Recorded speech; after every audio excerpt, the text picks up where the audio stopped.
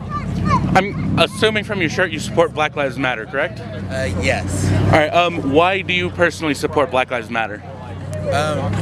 I support Black Lives Matter as a way of being able to have building racial relationships with our community through being able to have people come together and just kind of talk about issues that might exist in their own hometown. And currently here we haven't found any. So honestly, really what it was almost like an experiment to see if there was any racism that was happening on like the national scale here. So But there really wasn't. So it was kind of nice. Right. So racial tensions around the country seem pretty high. Why do you think that is? Racism never went away. I mean, it's just, racism never went away, but at the end of the day, it's how we handle the situations when they happen, and they've been handled poorly, and certain people feel that way, I guess. So I think that's why.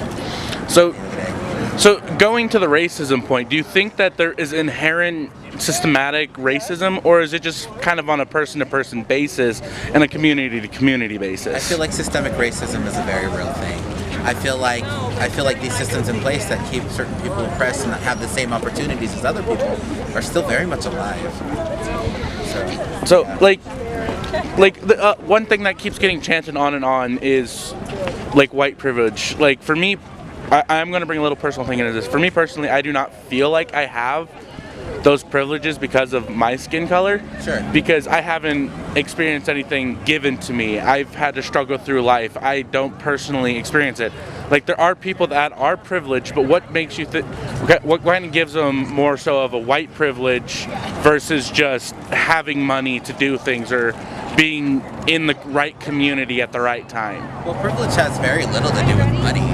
Like, there's so many different forms of privilege, like male privilege and white privilege, cis privilege, class privilege is more so what you're referring to. But honestly, with white privilege, it's just basically saying, like the old example of like you might be less likely to be followed around in a store or something like that. So, hold on. Sorry. Sure. But continue where you left off.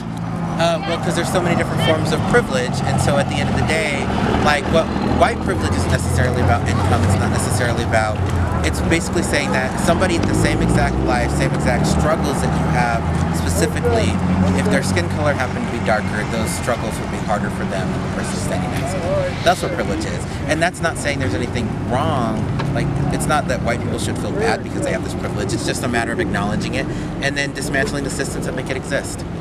Which is completely understandable, and thank you so much for your time.